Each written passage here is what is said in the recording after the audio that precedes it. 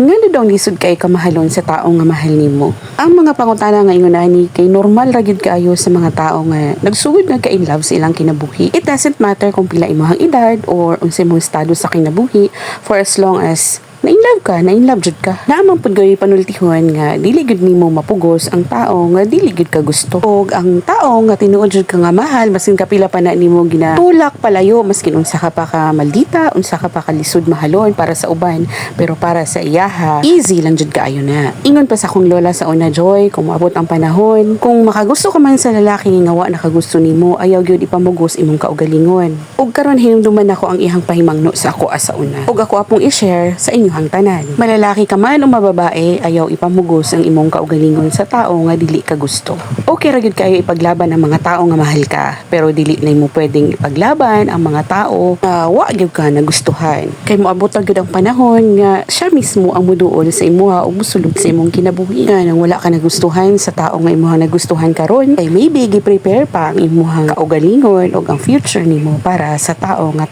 tama para sa imuha. Ayaw gyud og kabalaka kung karong panahon na wala ka gimahal ang imuhang gimahal. Always remember nga kung naay mawala sa imuhang kinabuhi, naa gyud nay bag-ong mopuli og bag-ong moabot. Mao bitaw nga kung ikaw nasakitan ka karon kay tungod di ka mahal sa imuhang tao nga gimahal, kinahanglan na gyud siguro na nimong buhian. Huna-hunaang kung ma-inlove ka sa tao nga imuhang ginatuok, wa naganahi sa imong presensya, pero imuha gihapon gipamugos ang imong kaugalingon ug imuhang ipwersa nga mo stay siya sa imuha, the more force nga imuhang ihatag, the more pain it will cost you. Until time will tell you to let go, for you to be able to be safe and to be free. Oh yes, tinuod nga lisod kaayo ang mag-move on, labi nagsakit kaayo para sa imuha nga mawala ang imong gimahal. Pero ayaw gyud paabot sa punto nga ultimo ang imuhang pagmahal sa imong kaugalingon makalimtan na.